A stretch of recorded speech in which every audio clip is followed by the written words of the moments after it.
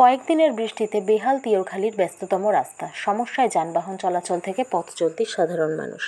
স্বরূপগঞ্জ গ্রাম পঞ্চায়েতের তিয়রখালী এলাকা, এই অঞ্চলে বসবাস করেন বেশ কয়েক হাজার মানুষ। সামান্য বৃষ্টি হলেই কাদায় ভরে যায় ব্যস্ততম রাস্তাটি। দুর্ভোগে পড়েন পথ চলতি সাধারণ মানুষ থেকে বিভিন্ন প্রকার যানবাহন।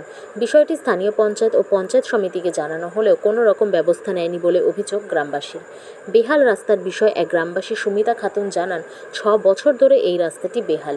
এই ব্যস্ততম রাস্তা দিয়ে প্রতিদিন বিভিন্ন প্রকার যানবাহনের পাশাপাশি যাতায়াত করে স্কুল কলেজের ছাত্রছাত্রী ও অসংখ্য গ্রামবাসী। সামান্য বৃষ্টি হলেই কাদায় ভরে যায় রাস্তাটি।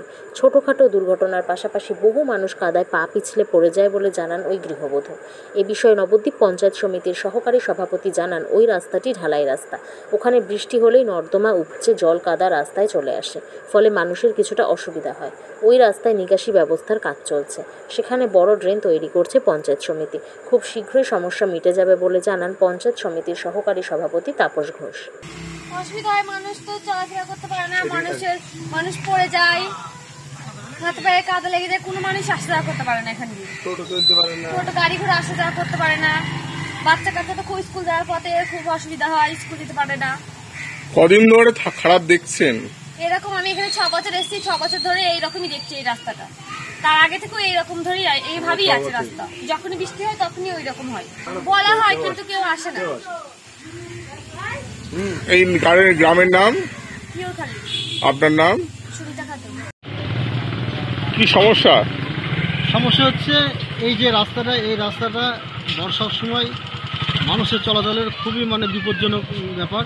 এখান থেকে বয়স্ক মানুষ চলাচল করতে গিয়ে গতকালকে যেমন 3-4 জন পড়ে আছে, একজন মোটরসাইকেল নিয়ে পড়ে আছে, একজন বৃদ্ধ মহিলা এখানে যেতে গিয়ে পায়ে স্লিপ করে পড়ে গেছে। সন্ধ্যার সময় তাকে আমরা তুলে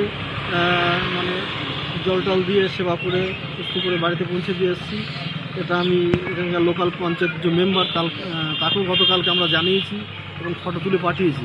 উনি বলেছেন আমি পঞ্চায়েতকে জানাবো, পঞ্চায়েত মাটি। এই গ্রামের নাম কি? তিয়রখালী। এই পাড়ার নাম? পাড়ার নাম হচ্ছে মিস্ত্রিপাড়া। কত নম্বর বুথ? বুথটা হচ্ছে 61 আর 62 নম্বর বুথের মধ্যস্থল। এটা 2 বুথের মাঝখানে পড়ছে রাস্তাটা। কতদিন ধরে খারাপ? রাস্তাটা দীর্ঘদিন ধরে খারাপ। এই পজিশনটা শুধুমাত্র এইটুকু? শুধুমাত্র এইটুকু।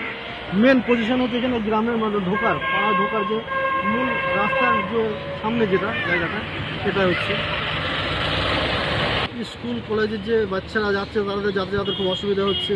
বয়স্ক মানুষ যারা আছে তাদের অসুবিধা হচ্ছে।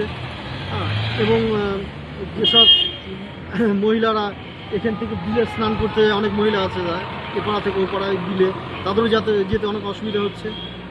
আপনার নাম? আমার নাম আনসার মন্ডল। আমি স্থানীয় বাসিন্দা। এখন আপনারা কি চাইছেন? আমরা চাইছি রাস্তাটা সংস্কার।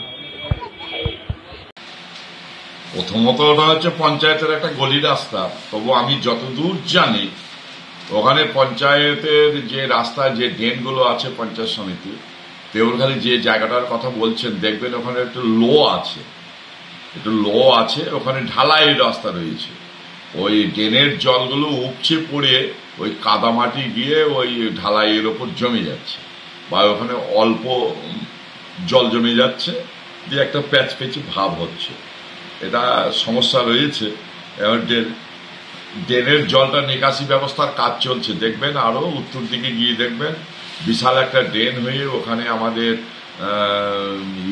গাবেল পিটের কাজ চলছে। কয়েক লক্ষ টাকা ব্যয়ে পঞ্চায়েত সমিতির তরফ থেকে চলছে।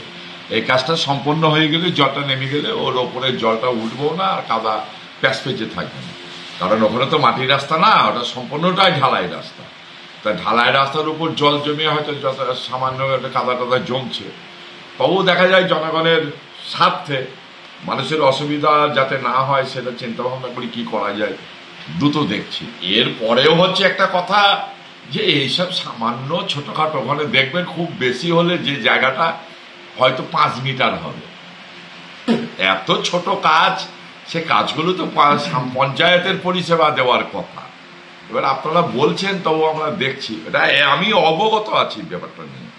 তিয়রখালী দেখবেন ওখানে একটা বাম্পার আছে, তারপরে দেখবেন উত্তর দিকেও ডাঙা রয়েছে, আপনার দক্ষিণ দিকে যে পাকা রাস্তার সাইডে এখানেও ডাঙা রয়েছে, ওখানে একটা লো আছে, আর পাশেই যে ড্রেন আছে, ড্রেনের জলটা উপচে পড়ছে। এটা দেখবেন। আমার নাম তাপস ঘোষ, আমি নবদ্বীপ পঞ্চায়েত সমিতির সহকারী সভাপতি।